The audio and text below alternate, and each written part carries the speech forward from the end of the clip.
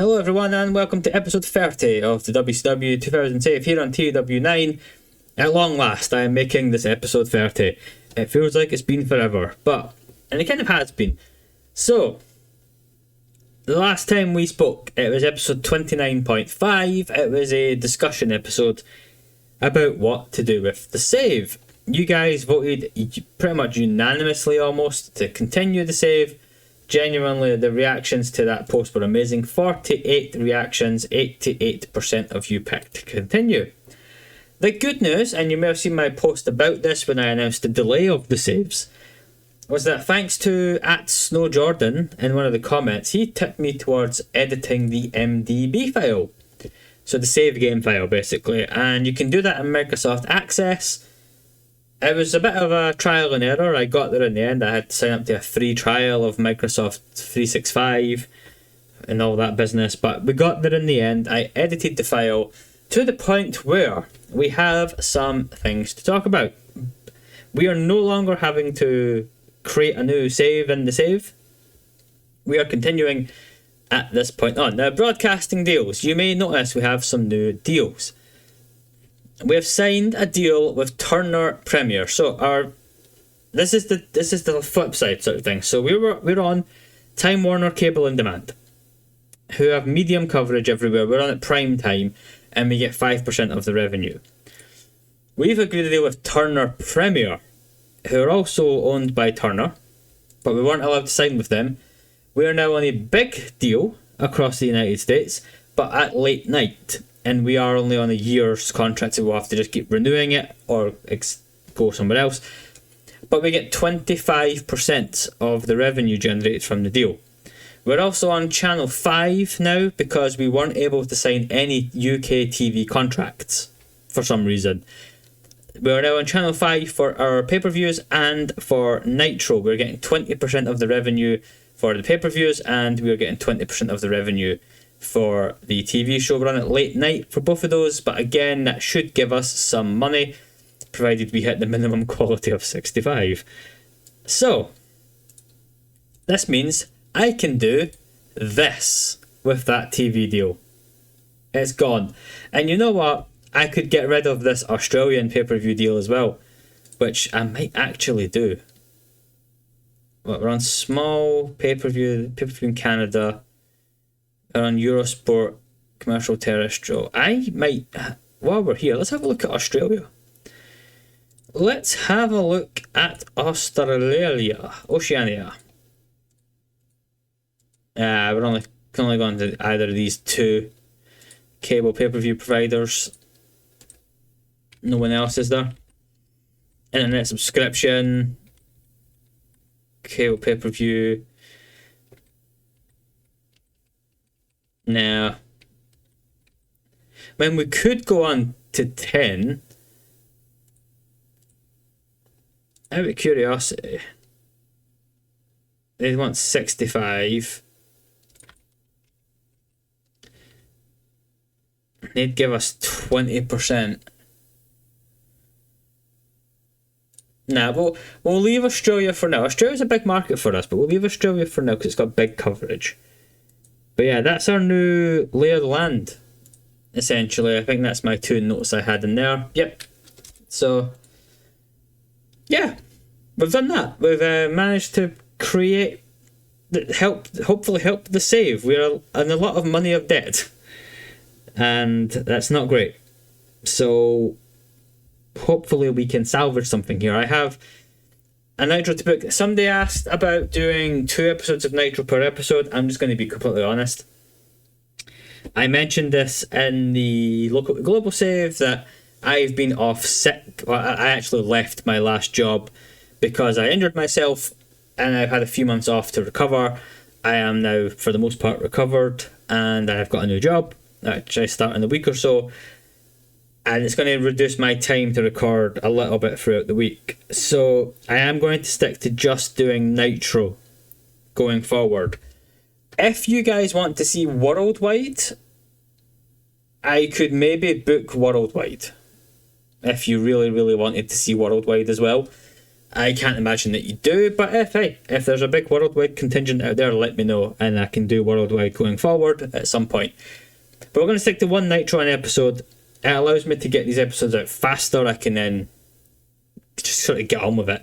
The other change is, as I also mentioned in local to global save, is this is going to become a weekly save.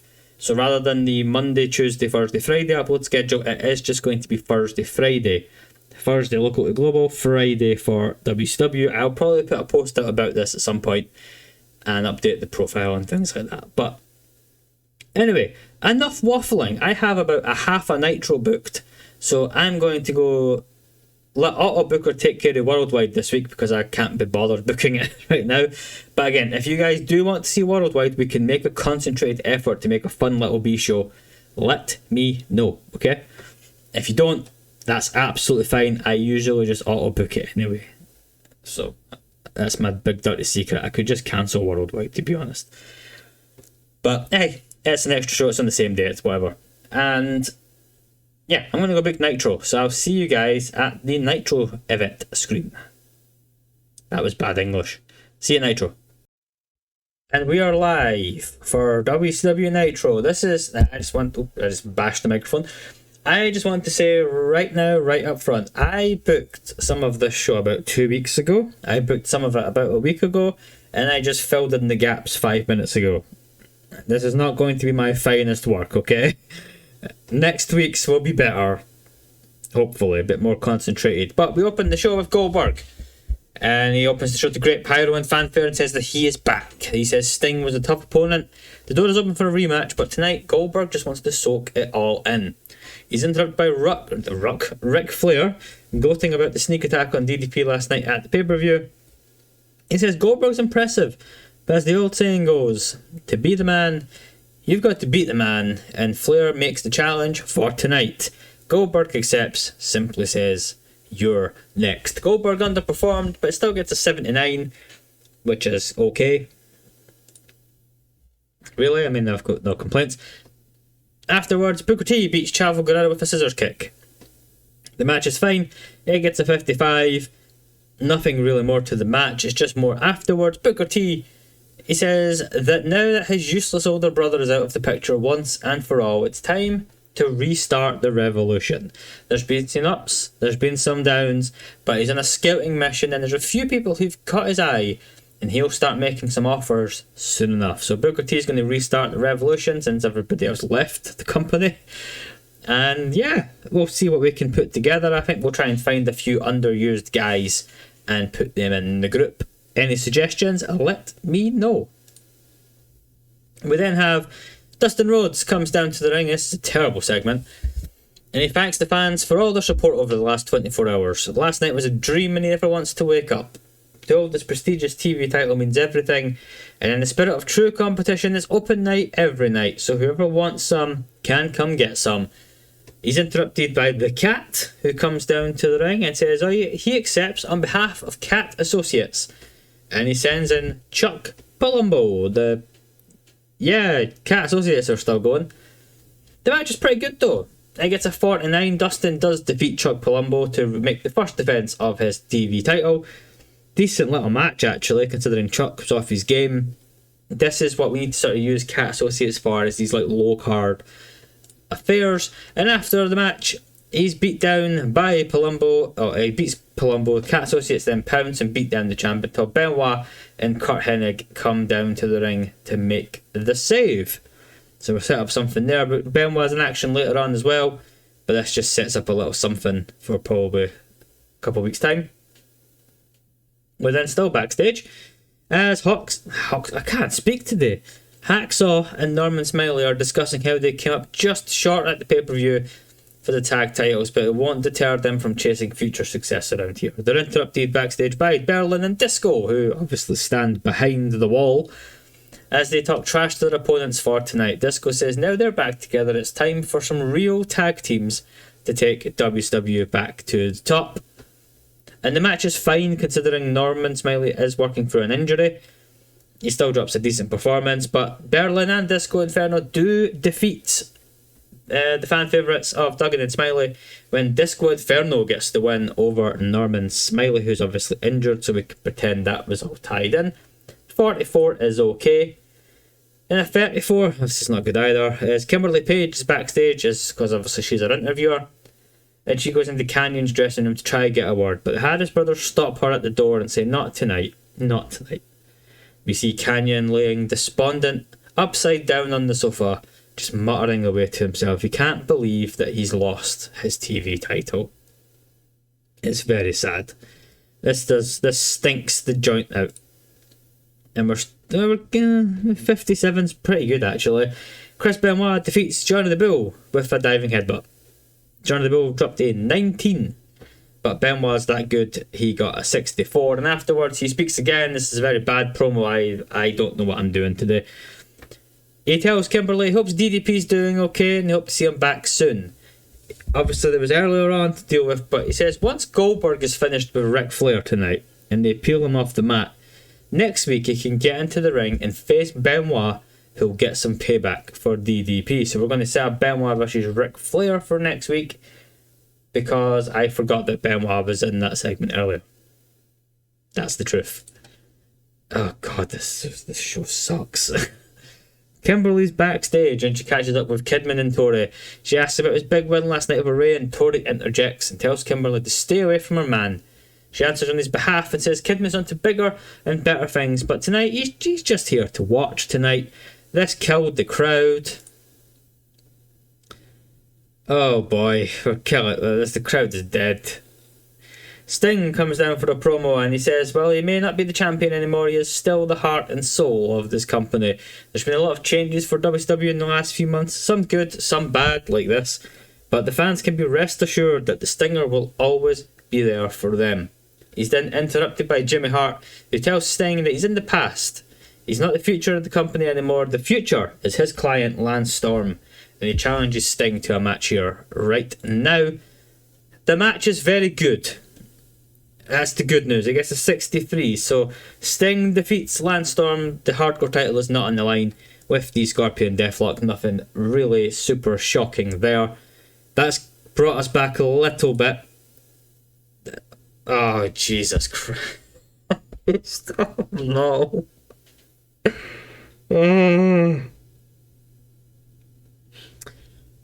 Goldberg beats Ric Flair with the jackhammer to make the first defense of his title. He was off his game and he sustained knee ligament damage. Oh, yeah. This is not good. I had plans as well. I know. And after the match, I guess I thought the 6 as well, this stunk.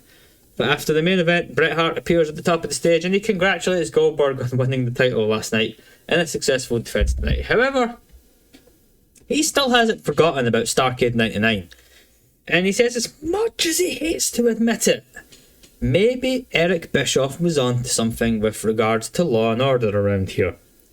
As he finishes that sentence, Chronic and Mike Awesome surround the champ from outside the ring, and despite a valiant effort, the three men beat down Goldberg, finishing with a powerbomb through a table as Bret walks down to the ramp and says that as long as he's around and he's in charge, and as long as Goldberg is around, which might not be for very long, he's going to make his life a living hell in the same way Goldberg did to Bret. We end the show.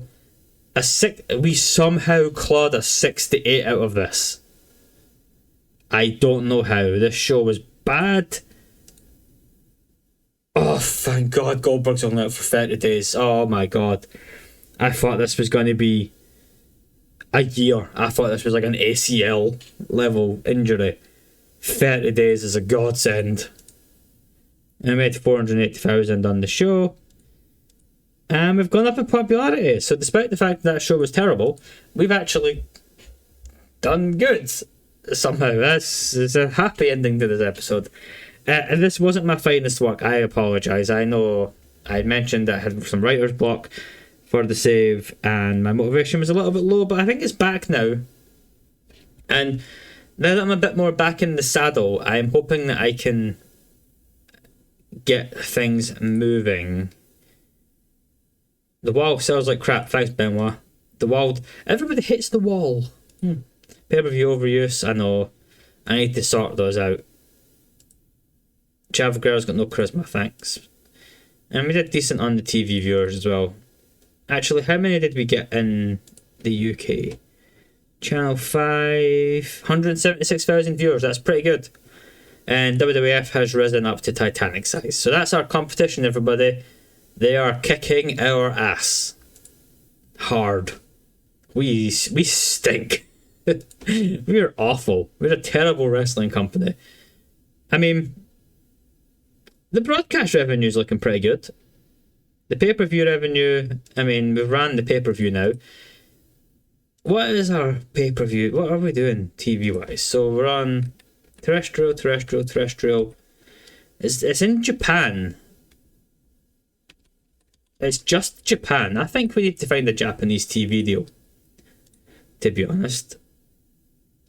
Japan, where are you? Thank you. So we're on small. Why are we not on TV, Tokyo? Or BS11? Why the hell did I pick this? Let's go on TV. Oh, no. Maybe this is why. Oh, no. Okay, we can get on... That's too small. BS11. We can get on BS11. Let's... Why are we not on this? Late night, that's fine. 30%. Yep. That's fine. Okay. Let's get rid of this TV pay-per-view deal here. 800. Okay, maybe not. Right, so that's only until October though. So that's fine. We're only until October for that, and then we'll move over to BS11 at that point. I think that makes more sense. Why I don't know why we're on pay-per-view. I'm fine being on pay-per-view for the actual pay-per-views, but I don't know why we're there. No idea. I've made some mistakes on this save, it has to be said. But we are in a good place, I think, at this point. We'll see what the end of the month looks like. I mean, our worker costs 2.5 million. So there's a chance. There's a chance that we can turn this around a little bit. Maybe, if my booking gets better. I'm stunned, by the way, that I got a 68. I'm genuinely stunned. I thought that show was absolutely awful. Anyway, so Goldberg's out for 30 days. That's fantastic. So that means Goldberg's not wrestling at the Bash on the Beach. So we've got no title match on pay-per-view. Fantastic. Great stuff. Love to see it. No problems at all with that. And yeah, so now I need the main event. I have nothing booked, as you can see, anywhere. We are effectively a clean slate at this point. And hopefully I can come up with some good ideas. Drop your ideas in the comments as well. Let me know what you think we should do. Who should join Booker T's Revolution? And yeah, this is just... It's been a bit of a disaster of an episode in some ways. It has to be said. I'll see you guys next week for the next one, which I promise will hopefully be better. It's a promise in the way that WCW promised you main events that lasted more than 10 minutes on television that didn't end in countouts. Thanks for watching, and goodbye.